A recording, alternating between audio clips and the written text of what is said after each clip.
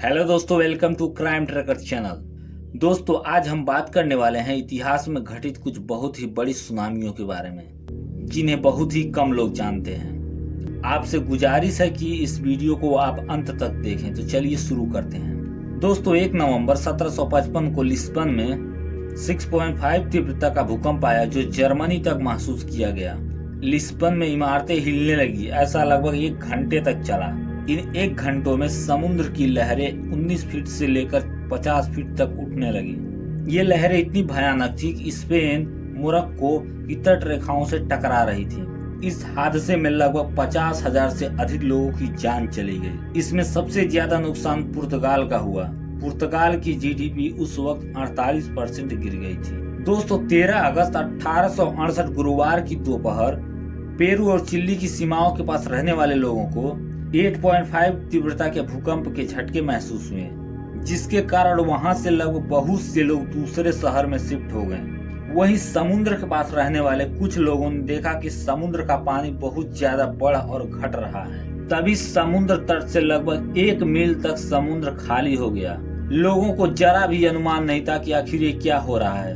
हालांकि कुछ ही मिनटों के बाद उस तट पर 60 फीट से लेकर 90 फीट तक ऊंची ऊंची लहरें लोगों की तरफ कयामत बनकर टूट पड़ी, जिसमें 30,000 से अधिक लोगों की जान चली गई थी। इस सुनामी में एरिका बंदरगाह शहर पूरी तरह से नष्ट हो गया था।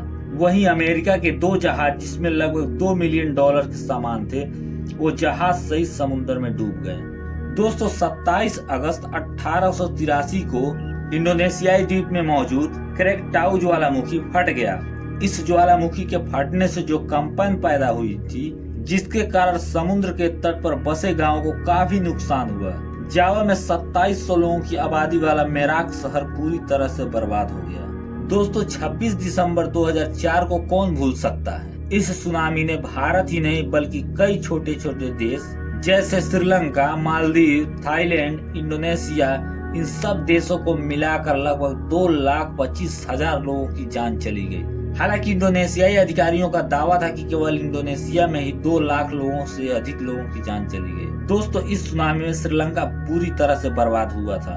वहीं भारत के अंडमान निकोबार द्वीप से हजारों लोगों की मौत और लापता होने की सूचना मिली थी।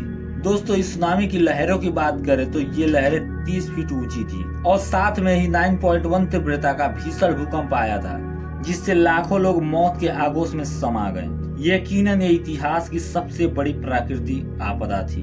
दोस्तों, 11 मार्च 2011 को जापान में दोपहर के समय 9.1 तीव्रता का भूकंप आया, जिसके कारण समुद्र में 130 फीट ऊंची सुनामी आई। वहीं ओकुमा के तटीय शहर फुकुशिया दाइची परमाणु ऊर्जा हेडक्वार्टर में बिजली पूरी तरह से बंद हो गई और जो जनरेटर थे उसमें पानी भर गया और जो परमाणु रिएक्टर थे वो ठंडे हो गए। वहीं जापानी सरकार ने वहां से अपने नागरिकों को हटाने में सफल रही। उसके बावजूद 15,550 लोगों को अपनी जान गंवानी पड़ी। उम्मीद करते हैं दोस्तों, भविष्य में ऐसी घटनाएं दोबारा देखने को ना मिले। आशा करता हूं दोस्तों, आपको ये जानकारी पसंद आई होगी और अगर हमारी मेहनत आपको पसंद आई हो तो हमारे क्राइम ट्रैकर चैनल को लाइक करें, सब्सक्राइब करें ऐसी वीडियो देखने के लिए। धन्यवाद। जय हिंद, वंदे मातरम।